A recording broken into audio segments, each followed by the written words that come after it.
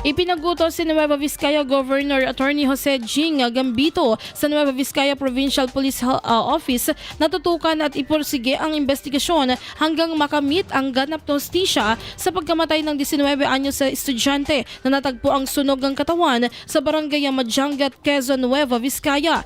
Inatasan ng gobernador si Provincial Police Director Police Colonel Paul Bometivo na bigyang prioridad ang kaso ng biktimang si Eliza Esmeralda, isang second-year BS Tourism student ng Nueva Vizcaya State University.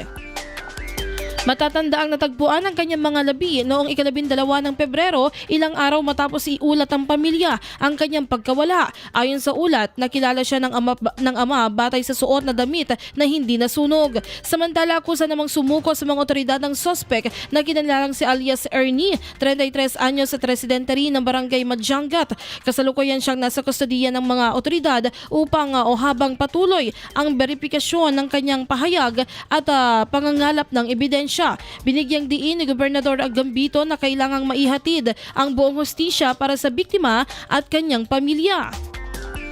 Tiniyak rin nito ang suporta sa pamahalaang panlalawigan at nangakong tutulong sa paghahabol ng hustisya at inanunsyo ang pagkakaloob ng scholarship sa isa sa mga kapatid ni Eliza na kasalukuyan ding nag-aaral sa NVSU. Patuloy ang masusing investigasyon ng mga otoridad kabilang ang forensic examination at mga field inquiry upang matukoy ang buong pangyayari sa likod ng krimen at mapatibay ang kaso laban sa mga responsable.